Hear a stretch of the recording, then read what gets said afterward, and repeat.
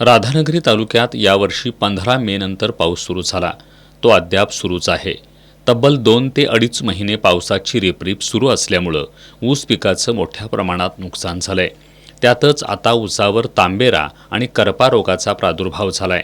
शेतकरी औषध फवारणी करून रोग आटोक्यात आणण्यासाठी प्रयत्न करतायत. मात्र औषधांचाही परिणाम होत नसल्यानं शेतकरी चिंतातूर झालाय. आधीच ऊस शेती तोट्यात असताना या संकटांमुळे शेतकऱ्याचं मोठं नुकसान होत आहे. चालू वर्षी 15 मे नंतर पाऊस मोठ्या प्रमाणात चालू झाला.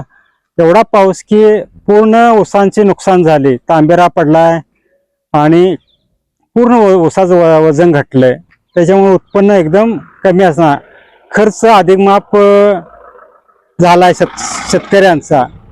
त्यामुळं वजन घटल्यामुळं पूर्ण लॉसमध्ये शेतकरी गेलाय. या तालुक्यात शेतकरी ऊस शेतीबरोबरच जोडधंदा म्हणून दूध उत्पादनासाठी पशुपालन करतात.